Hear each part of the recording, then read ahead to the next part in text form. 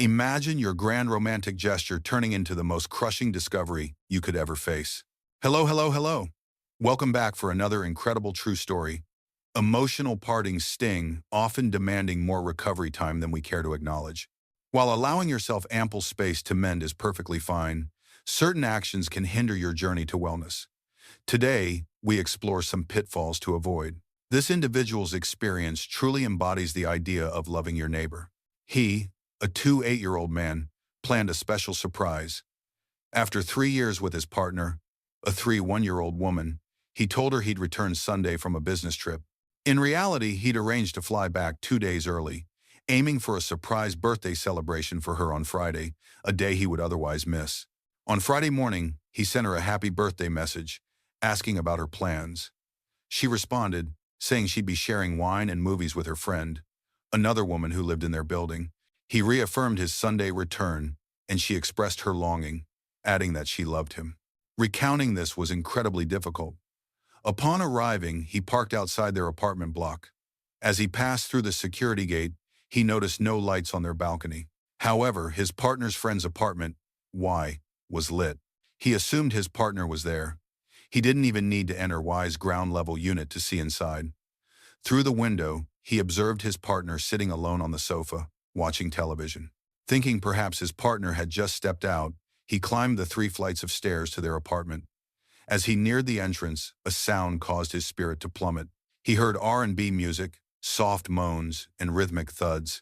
The door was not even secured, and its position meant that when opened, it offered a direct view into their bedroom. He gently pushed the door open a crack and witnessed his girlfriend astride a man he instantly recognized from their shared gym. What struck him most was the apparent lack of protection, as he could clearly see everything. He quietly closed the door, feeling his very essence drain from him. He was certain they hadn't heard him or noticed the door.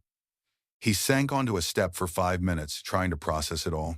This scenario had always been his deepest fear, but to have it unfold precisely as he'd imagined, another man in their bed, was truly gut-wrenching.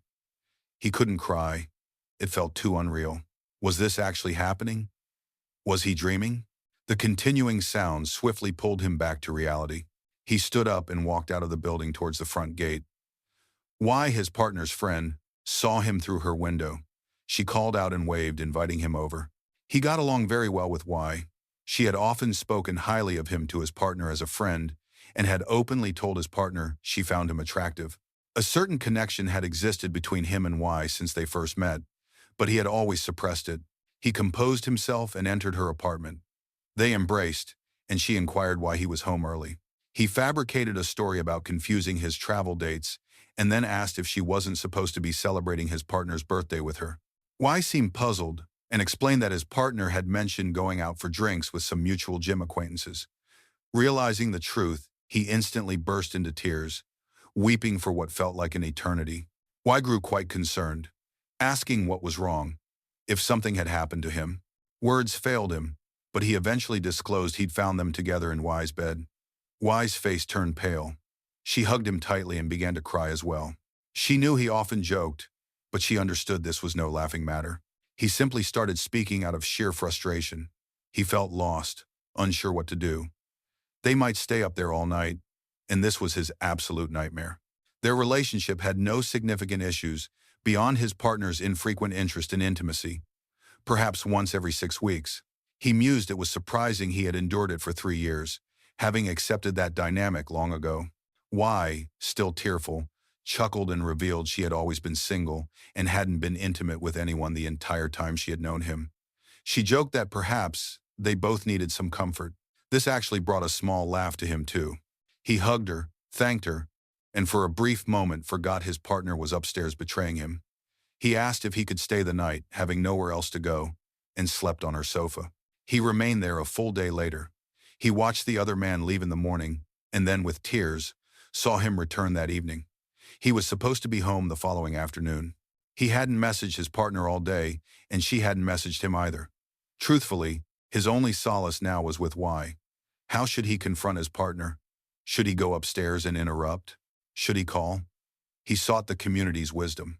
Our first response comes from a user named KQH. Baby, I'm a vindictive person. I'd photograph him entering the apartment, wait for them to depart, then gather my belongings. When she notices them gone, I'd send her the photo and inform her I'd been back since Friday but didn't wish to disturb her birthday liaison. I'd return later for the furniture. Don't let her keep everything. Next, advice from 33. Say what 33? It's finished. You're not married. If you desire a family someday, it won't be with her, so move forward. Express gratitude to her parents for their kindness. But infidelity is unacceptable. Collect your possessions with a friend. Remain composed. Never lose your temper. Ensure you tell her in person. Her reaction is crucial. If marriage was ever discussed, remind her that prospect is now gone. Don't reveal what you know. Just pack because she's unfaithful. If she pleads for you to stay, instruct her to detail the entire timeline of her cheating. Who, what, when, where, how. She'll only confess what she thinks you know. Then she'll grow angry at you. Just smirk and say, yes, they always blame others when cornered. Get boxes. It's truly over. Stay calm regardless of her shouting or crying. One more from the community, from ill-tempered 1978. Find another place to reside and leave her. Don't even provide her with closure. That's my view. It doesn't matter how many times she cheated. What matters is that she did. You have your answers, so forget her. Either you relocate or she does. That woman belongs on the streets. The original poster replied, I believe denying her closure is the best course of action I can conceive right now. I intend to move out. Now for the update. First, he extended his gratitude to everyone for their perspectives, ideas, and counsel. He was still trying to read through all the comments. He appreciated those who suggested he should have shown more resolve, admitting he would likely say the same thing to someone else. This was his initial encounter with unfaithfulness, making it easier to judge until it actually happened to him. Anyway, before detailing today's events, he addressed a few questions. Regarding himself, he owns and operates his business entirely. He travels about 3 times annually to meet production facilities and conduct quality checks for his product. Physically, he stands 6 feet 6 inches tall, weighs 124 kilograms, and plays rugby, having also trained extensively in boxing. He can certainly defend himself, though he doesn't typically resort to it. He absolutely towers over that despicable man in every aspect. He earns a very comfortable living, as does his partner, so a separation would not financially impact either of them, and they are not married. Tears had been shed, and he now realized this was a veiled blessing, knowing precisely what he needed to do. About the apartment, they split all expenses equally and had 4 months and 1 week remaining on their year-long lease, which both their names were on. They had actively been searching for a house to purchase, but he now felt he had narrowly avoided a major mistake. Regarding why, what an exceptional woman. Beyond her personality, she was also strikingly beautiful. How she had remained single, and always been so, baffled him. He would never understand. According to his partner, Y hadn't been intimate with anyone in over 3 years. Y had been his steadfast support through everything, never uttering a harsh word about his partner. She understood that what his partner did was wrong towards him and that it didn't involve her. That said, Y had mentioned that once his partner inevitably admitted her wrongdoing, she would likely end their friendship because of the act. Y had not attempted to pursue him as a rebound and had simply been incredibly supportive. That alone spoke volumes about her character. Regarding his partner, she worked in a hospital and was very attractive, a pleasant woman, but in hindsight, quite self-centered. They were essentially just friends. When intimacy was only protected because she didn't want pregnancy or birth control, and occurred very rarely, he guessed he had simply accepted it and grown too comfortable with the relationship as it was. He was still trying to comprehend why she never showed any indications of cheating. He knew he wasn't perfect, but he had always treated her well, consistently cooked for her, handled many household tasks, arranged regular dates, expressed things to make her feel loved, and was always dismissed after what he thought was a good evening. He now questioned why, if she didn't want him, she stayed for so long. His plan, he intended to call her this morning to say his flight would depart earlier and ask if she could pick him up at the airport at an earlier time. With the airport being a 40-minute drive away, he could use this window to go upstairs, pack all his belongings, and quickly move them to his car. Y had offered to store some items in her spare room. Once his partner noticed his possessions missing, she would try to call him, message him, and so on. He would then simply reply with a photograph of the two of them in bed. After considering the community's input, he decided the most painful retribution for her would be complete lack of closure. He would inform the property manager of their sudden separation, stating she would cover the rent until the lease concluded, and she could keep the security deposit. He did have the option to stay with Y, but that was too close to his partner, and he didn't want to do anything with Y that might jeopardize their friendship, even though he felt their relationship was ultimately inevitable. The outcome: he went upstairs very early in the morning and very quietly opened the door. Fortunately, they were asleep in the bed.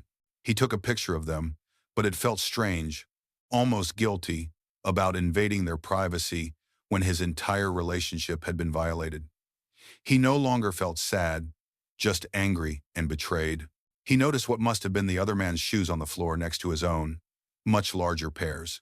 He decided to photograph those first, thinking it would be a more subtle approach that she would likely deny until he presented the photo of them in bed. He returned to Y's apartment and waited for another hour or so, until he was sure his partner would be awake. He tried calling her, no answer, and twice more, still no answer. He looked at Y, and they both instinctively knew what was happening. After about half an hour, she called him. She sounded wide awake and acted as if everything was perfectly normal. He tried to maintain his usual voice and told her his flight was departing 2 hours earlier than he had thought, asking if she could collect him at 1 p.m. She agreed, said she loved him, mentioned she was at her parents' for breakfast, and that they sent their greetings. On that note, her parents adored him and would be heartbroken by this news. He lay down for a few hours, mentally rehearsing what he would retrieve from the apartment besides clothes and a few appliances. Most of his items were already boxed, as he had anticipated an historical move if they bought a house. Around midday, he observed his partner going down to the car park. He waited a few minutes after she left before moving his own car downstairs and heading upstairs. The apartment smelled of air freshener. He noticed fresh sheets and covers on the bed, and all the dishes were clean. She had gone to great lengths to conceal any evidence of someone else being there. It took him no more than 10 minutes to collect all his possessions. If he forgot anything, he likely didn't care about it. It felt peculiar, knowing this was a farewell to the place he called home, but he felt strong. His partner messaged him, asking his whereabouts, as she was at the arrivals area. He replied, saying he was delayed and would take an Uber home. Perhaps an hour later, he received a flurry of missed calls and messages asking, "Where's all my stuff? And has something happened?" His heart pounded fiercely as he sent the photo of the shoes with the caption, "These aren't my size." She had the nerve to respond, claiming they belonged to her brother, who had picked her up to go to their parents. Hadn't he predicted she would try something like that? He didn't even want to argue, but he knew she was cornered. So he sent the photograph of them in bed and left it at that. She didn't even try to call, which surprised him, as he had expected a barrage of calls or texts. In his view, this was his way of leaving her. He knew he could have confronted them or caught them in the act, but he wanted her to know that he knew and that she would never be able to comprehend how or explain herself. He wouldn't damage her reputation, as it wasn't in his nature, and he didn't wish to ruin her entire existence, but she would have to live with this forever, though he doubted she possessed a true conscience. He had departed Y's place, knowing his partner would soon visit her, and he was now at a friend's nearby, gathering today's summary to share with everyone. If it hadn't been for Y, this ordeal would have been far more difficult. He knew Y would end her friendship with his partner within the next day or two. He was doing well and looking forward. This initially hurt, but he was relieved to have discovered it now, rather than after they had purchased a home. He had emailed the property manager, informing her of their sudden separation and stating that his partner would cover the rent until the lease ended and she could keep the security deposit. He believed the greatest pain for his partner would begin when Y and he started their inevitable relationship. P.S. He was strongly resisting the urge to go to the gym and confront the other man physically. Our first community insight comes from Scary Inspector, 8315. Mate, please don't protect her financially. Devastate her world before she adopts a victim stance and twists this against you, especially since it appears you and Y will become a couple. She will claim you cheated on her first. This nice guy approach often backfires on men. Abandon this good guy stance and utterly demolish her. Showing leniency to your adversary is being unkind to yourself. Worried. Add 7,731 offers perspective. Well done. Take your time with why, consider therapy, and prioritize self-care. Given the intensity of emotions, it's vital to handle the breakup in constructive and healthy ways. Avoid unhealthy coping mechanisms, as they offer only fleeting relief and often create new issues on your emotional path. It's easy to retaliate after being hurt, but doing so makes you no better than them and halts personal growth. While a desire to lash out at your ex, directly or indirectly, is natural, acting on it isn't wise. When such feelings arise, pause and ask yourself, first, is it worth dwelling in the negative energy of vengeance? Second, is revenge aligned with the person you envision? Third, how will this truly benefit me now or later? Vengeance is a double-edged sword that can leave feelings of deep regret and shame. Share your thoughts in the comments section below. Thank you for joining us today on our channel. Remember to like, subscribe, and hit that notification bell so you don't miss our next video. See you next time.